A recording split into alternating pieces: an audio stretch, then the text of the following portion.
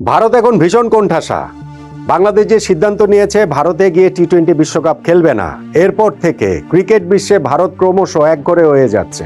তাদের বন্ধুর সংখ্যা কমছে। তারা এতটা বেকায়দায় যে মুস্তাফিজুর রহমানকে আবারও আইপিএলে ফিরিয়ে নিতে চায়। তার বিনিময়ে হলেও বাংলাদেশকে টি-20 বিশ্বকাপে খেলানোর জন্য মরিয়া ভারত। কিন্তু বাংলাদেশ ক্রিকেট বোর্ড সেই প্রস্তাবটা প্রত্যাখ্যান করেছে। আজকে দিনভর সোশ্যাল মিডিয়াতে আপনি এই সংবাদটা দেখছেন না, এই আলোচনাটা দেখছেন না, ফেসবুক স্ক্রল করলে এই জাতীয় খবর আপনার সামনে চলে আসছে না। এই খবরের উৎসটা আসলে কোথায়? আমি বলবো, বাংলাদেশের মানুষকে বোকা বানানোর 101টা পদ্ধতি এই নামে যদি কোনো বই লেখা হয়, তাতে এইটা একটা টেক্সট বুক এক্সাম্পল হিসাবেও থাকতে পারে। দিন দুয়েক আগেই তো নট আউট নো মানে এটা নিয়ে আমরা ভিডিও করেছি। আমরা হেডিংয়ে দিয়েছিলাম যে মুস্তাফিজুরকে যদি আবার ফিরিয়ে নেয় আইপিএল, তাহলে কি বাংলাদেশ ভারতে গিয়ে টি-20 বিশ্বকাপ খেলবে? ভারতীয় ক্রিকেট বোর্ডের পক্ষ থেকে বাংলাদেশ ক্রিকেট বোর্ডের কাছে এরকম প্রস্তাব করা হয়েছে এবং বাংলাদেশ ক্রিকেট বোর্ড সেটা রিজেক্ট করেছে। অনেক আগের ঘটনা, 2 দিন আগের ঘটনা। এরপর জল অনেক দূর গড়িয়ে গেছে। ততক্ষণ পর্যন্ত বাংলাদেশের সঙ্গে আইসিসির কোনো আনুষ্ঠানিক যোগাযোগই হয়নি। আইসিসির সঙ্গে মেইল চালাচালির পর্যায়টাই শুরু হয়নি। ওই সময়ের ঘটনাটাকে এখন আবার সামনে নিয়ে আসা মানে হচ্ছে গিয়ে আবারও সেই আবেগটাতে সুরসুরি দেওয়া, যে আমাদেরকে একটা বিজয়ী ফিলিং দেওয়া, যে না, বাংলাদেশ জিতছে, বাংলাদেশ এই জায়গাটা থেকে বিজয়ী হিসেবে বের হয়ে আসবে, আমাদের কথা মতোই সব কিছু হবে। কিন্তু শেষ পর্যন্ত গিয়ে বাংলাদেশ হেরে যাচ্ছে, বাংলাদেশের ক্রিকেট হেরে যাচ্ছে। আমি যেটা আগে বলেছিলাম, টি-20 বিশ্বকাপে বাংলাদেশের খেলার সম্ভাবনা 5%, গত 24 ঘন্টার ডেভেলপমেন্টে সেটা 6% হয়নি, 5%ই রয়ে গেছে। সো সেইখানটাতে এখন মনে করার কোনো কারণ নেই যে আইপিএলে মুস্তাফিজকে ফিরিয়ে নেওয়ার ওই ডেসপারেট অ্যাটেম্পট, সেইখান থেকে বাংলাদেশকে ফেরানোর জন্য ভারত ওই রকম মরিয়া হয়ে আছে।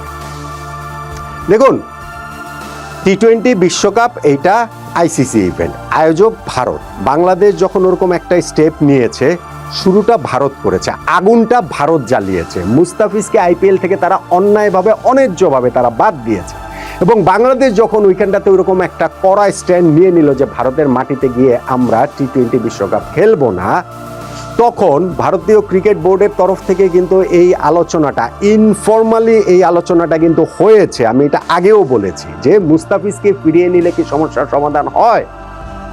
কিন্তু বাংলাদেশ ক্রিকেট বোর্ডের এই ডিসিশন দেওয়ারই ক্ষমতা নাই।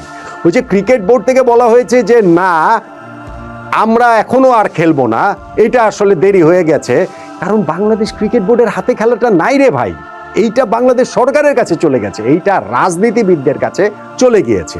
যেই আগুনটা ভারত জ্বালিয়েছে সেইটা এখন দাবানল হয়ে গেছে এবং কোথাও আগুন জ্বলে উঠলে আপনি খেয়াল করে দেখবেন 3 ধরনের লোক দেখা যায়। এক ধরনের লোক পানি দিয়ে আগুন নেভানোর চেষ্টা করে, আরেক দল লোক দূরে দাঁড়িয়ে তামাশা দেখে এবং আরেক দল লোক তারা ওই আগুনে আলু পোড়া দিয়ে খাওয়ায় ব্যস্ত হয়ে পড়ে। আনফরচুনেটলি মুস্তাফিজুর রহমানের এই ইস্যুটাতে দূরে দাঁড়িয়ে তামাশা দেখা এবং আগুনে আলু পোড়া খাওয়ার লোকের সংখ্যাটাই অনেক অনেক বেশি। আগুনটা নেভানোর চেষ্টা নেই। মুস্তাফিজকে আইপিএল ফিরিয়ে নিলে এবং সেই ক্ষেত্রে আমরা যদি ভারতের মাটিতে গিয়েও টি-20 বিশ্বকাপ খেলি, বাংলাদেশের জন্য সেটা উইন উইন সিচুয়েশন হতো। আমি আগেও বলেছি, আমি এটা এখনো বলছি। কেননা ঘটনাটা ভারত শুরু করেছে মুস্তাফিজকে বাদ দিয়ে। ফলে মুস্তাফিজকে যদি তারা আইপিএলে আবার ফিরিয়ে নেয়, ভারতের পরাজয়। আমরা এখান থেকে একটা মেসেজ দেওয়ার দরকার ছিল, খুবই স্ট্রংলি রিয়েক্ট করার দরকার ছিল। সেই জিনিসটা আমরা করতে পেরেছি এবং আমাদের সেই মেসেজে ভারত মুস্তাফিজকে ফেরত নিতে বাধ্য হয়েছে। That's it. হতে পারতো সেই পর্যন্তই। আমরা সেইটাকে বাড়িয়ে নিয়ে গিয়ে যে টি-20 বিশ্বকাপ আমরা খেলবো না ভারতের মাটিতে, মানে খেলবোই না, এই যে আমরা একটি স্ট্যান্ড নিয়ে নিয়েছি, সেই স্ট্যান্ডটা বাংলাদেশ ক্রিকেটের জন্য ভালো হবে না। আপনারা প্রায় কেউই একমত হবেন না আমার সঙ্গে, কিন্তু মহাকালে সেটা আসলে দেখতে পাবেন। এই অবস্থানটাই যদি থাকে, বাংলাদেশ যদি টি-20 ওয়ার্ল্ড কাপ নাই খেলে, তাহলে এইটা বাংলাদেশ ক্রিকেটের ধ্বংসের শুরু হবে। ভারত এইখান থেকে তাদের ক্রিকেট কূটনীতি, তাদের ক্রিকেটিভ পাওয়ার কাজে লাগিয়ে বাংলাদেশ ক্রিকেটটাকে শেষ করে দিবে। তারা ওই ইগোর জায়গাটা থেকে বাংলাদেশ ক্রিকেটকে ধ্বংস করে দিবে। ভাই, ক্রিকেট বিশ্বে ভারতের অবস্থান হচ্ছে ডোনাল্ড ট্রাম্পের মতো। ডোনাল্ড ট্রাম্প ভেনিজুয়েলার প্রেসিডেন্টকে গিয়ে তুলে নিয়ে তাদের দেশে চলে গেল। পুরো বিশ্বের কোনো হেলদোল রয়েছে? সো ভারত যদি বাংলাদেশের সঙ্গে অন্যান্য দেশের সফর টফর সবকিছু বন্ধ করে দেয়, ক্রিকেট বিশ্বের কোনো হেলদোল থাকবে? এবং এইখানটাতে যে অর্থনীতি জড়িত, সেই ক্রিকেট অর্থনীতির মোর দেন 80% ভারতের কন্ট্রোলে।